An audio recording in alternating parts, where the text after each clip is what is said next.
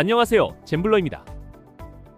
이번 승무패 69회차는 모두 챔피언스리그 3라운드 경기로 구성되었는데요. 그럼 순서대로 쭉 살펴보겠습니다.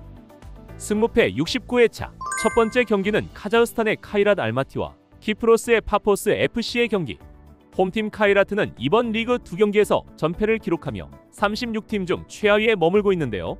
1차전 스포르팅 CP에게 1대4로, 2차전 레알 마드리드에게는 0대5로 대패하며 유럽 무대 경험 부족에서 오는 한계를 명확히 드러냈습니다. 카이라트는 유럽 클럽 랭킹에서도 100위권을 훌쩍 넘는 낮은 순위이지만 카이라트가 해결해야 할 가장 큰 과제는 2경기 동안 무려 9실점을 기록한 수비진의 조직력 붕괴인데요. 홈 2점을 가지고 있지만 이번 경기에서 첫 승점 획득을 위해서는 수비의 안정화가 절대적으로 필요한 상황으로 보입니다. 이에 맞서는 원정팀 파포스 FC 역시 이번 리그에서 0승 1무 1패로 아직 승리가 없습니다. 파포스는 1차전 올림피아 원정에서 0대0 무승부를 기록하며 승점 1점을 확보했는데요. 이는 카이라트가 가지지 못한 승점을 획득해본 경험이라는 점에서 심리적 우위를 점하고 있습니다. 2차전에서 바이에른 뮌헨에게 비록 1대5로 패했지만 이는 전력 차이를 감안하면 어느 정도 예상 가능한 결과였다고 보여지고, 특히 후반 체력 저하로 실점을 허용한 것이 아쉬웠던 파포스였습니다. 이번 맞대결은 두 팀 모두에게 리그 페이지 첫 승의 기회인데요. 경기력만 놓고 보면 파포스가 좀 더 짜임새 있는 수비를 보여주고 있고, 카이라트는 홈 어드밴티지가 있지만 수비 라인이 흔들리면 금세 무너질 수 있습니다. 변수는 체력과 동기부여인데요. 카이라트는 홈팬 앞에서 최소한 무승부를 노릴 것이고, 파포스는 수비를 단단히 하며 역습 한 방을 노릴 가능성이 커 보입니다. 두 팀 모두 승점 3점이 간절하지만 서로에게 약점을 찌를 화력이 충분하지 않다는 점에서 저는 1대1의 무승부 결과를 예상하겠습니다. 두 번째 경기는 프리미어리그의 강자 아스널과 라리가의 터줏대감 아틀레티코 마드리드의 경기. 홈팀 아스널은 이번 리그에서 2승 무패, 전승을 기록하며 현재 36팀 중 5위에 랭크되어 있는데요. 자국 리그에서도 상위권을 유지하며 팀 분위기가 최고조에 달해 있습니다. 특히 마르티넬리와 트로사르의 측면 돌파가 살아났고, 주중 프리미어리그 일정에서는 로테이션을 통해 체력을 적절히 분배했는데요. 챔피언스리그 3연승으로 조기 안착을 노리는 아스널입니다. 이에 맞서는 원정팀 아틀레티코 마드리드는 유럽 클럽 랭킹 11호, 아스널보다 한 단계 높은 순위에 있는데요. 하지만 리그 페이지 성적은 1승 0무 1패, 11호 다소 기복을 보이고 있습니다. 첫 경기에서 리버풀에게 2대3으로 패했지만 두 번째 경기에서는 프랑크푸르트를 5대1로 대파하며 반등에 성공했습니다. 디에고 시메오네 감독은 특유의 조직적 압박 전술로 분위기를 끌어올리고 있는데요. 다만 주중 라리가 일정이 강호 바르셀로나전이라 체력 안배 측면에서는 아스널보다 불리한 상황입니다. 스타일 차이도 흥미로운데요. 아스널은 점유율 중심의 공격 축구를 보이고, 아틀레티코 마드리드는 압박과 역습 중심의 전통적인 전술 대결입니다. 아스널의 홈인 에미레이트 스타디움에서 열리는 만큼 아스널이 초반부터 공격적으로 나올 가능성이 높은데요. 하지만 마드리드의 빠른 역습 한 방도 무시할 수 없습니다. 두 팀 모두 빡빡한 주중 일정을 치르고 있어 후반전 체력 싸움이 승부를 가를 것으로 보이는 가운데 저의 예상 스코어는 아스널의 2대1 승리에 기대를 걸어보겠습니다. 세 번째 경기는 분데스리가의 강팀 레버쿠젠과 프랑스의 최강자 파리 생제르맹의 맞대결. 홈팀 레버쿠젠은 이번 챔스리그에서 이 무승부만 기록하며 아쉽게도 아직 승리가 없습니다. 하지만 리그에서는 여전히 공격적인 전개와 조직력이 돋보이고 있는데요.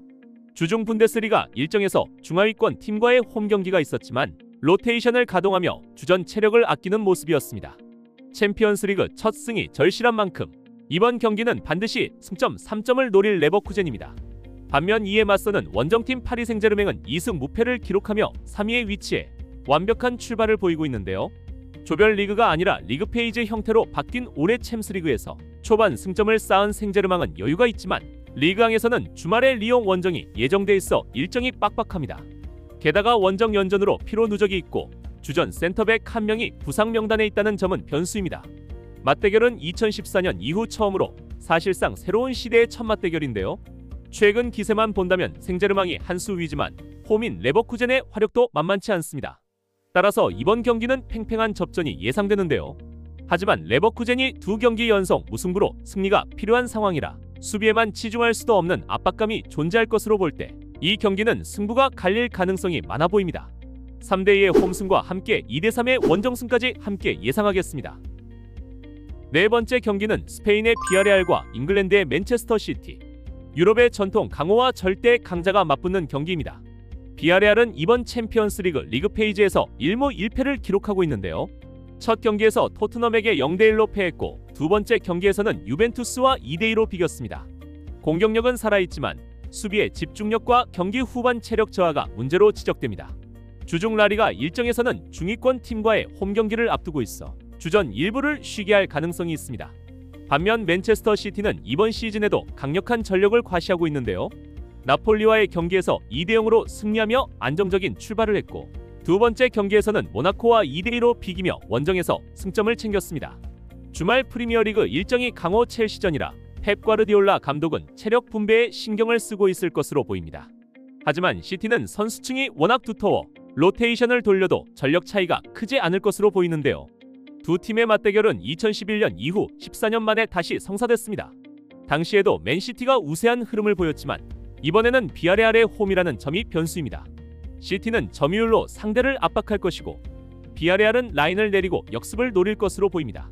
전력 차이는 분명하지만 일정상 맨시티가 100% 전력을 내긴 어려운 상황이고 반면 비아레알은 홈팬들의 응원과 승점이 절실한 상황에서 쉽게 물러서지 않을 겁니다. 저의 예상 스코어는 맨시티의 2대1 승리와 함께 비아레알의 한방이 승부를 원점으로 돌릴 가능성도 충분해 보여 1대1 무승부까지 예상하겠습니다. 다섯 번째 경기는 네덜란드의 아인트호벤과 이탈리아의 나폴리의 경기. 아인트호벤은 이번 챔피언스리그에서 1무 1패로 아직 승리가 없는데요. 첫 경기에서 위니옹 SG에게 1대3으로 패했고 두 번째 경기에서는 레버쿠젠과 1대1로 비기며 승점 1점을 확보했습니다. 팀 전력은 탄탄하지만 수비 실책이 잦고 경기 후반 집중력 저하가 문제인데요. 주중 에레디비시에서는 상위권 경쟁이 치열한 상황이라 로테이션을 얼마나 돌릴지가 중요한 포인트입니다. 반면 나폴리는 1승 1패로 나쁘지 않은 흐름을 이어가고 있는데요. 첫 경기에서 맨시티에게 0대2로 졌지만 두 번째 경기에서는 스포르팅을 2대1로 꺾으며 반등에 성공했습니다. 주말 세리에에서는 중하위권 팀과의 홈 경기가 예정돼 있어 주력 자원들이 크게 부담 없이 이번 경기에 집중할 것으로 예상됩니다.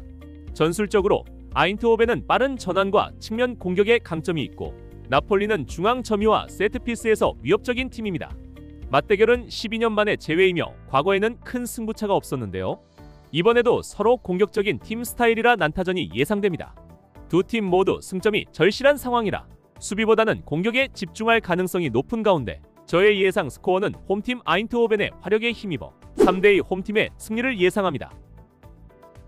여섯 번째 경기는 덴마크의 코펜하겐과 독일의 보루시아 도르트문트의 대결.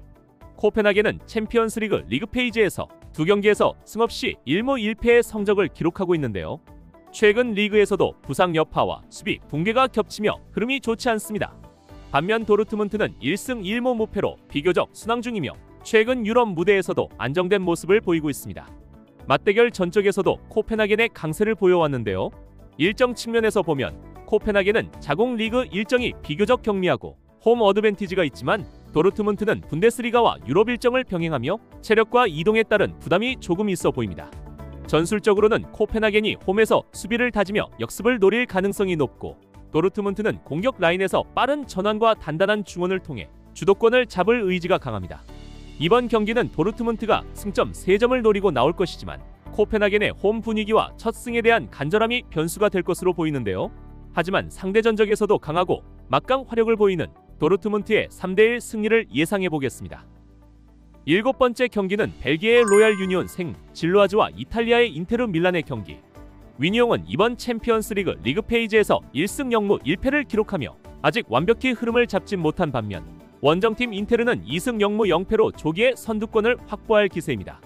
동기 측면에서 인테르는 유럽 무대에서의 존재감을 확실히 하기 위해 이 경기를 놓칠 수 없는 상황입니다. 유니온은 홈에서 반격을 노리며 팬들 앞에서 반등을 시도할 것으로 예상되는데요.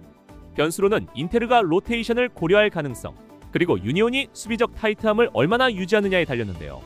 또한 벨기에 리그의 강호로서 유니온이 얼마나 홈 경쟁력과 열정을 살릴 수 있을지가 관건입니다. 스타일 대결로 보면 유니온은 빠른 역습과 홈의 밀집 수비, 인테르는 조직된 압박과 공격 전환 능력이 주목입니다.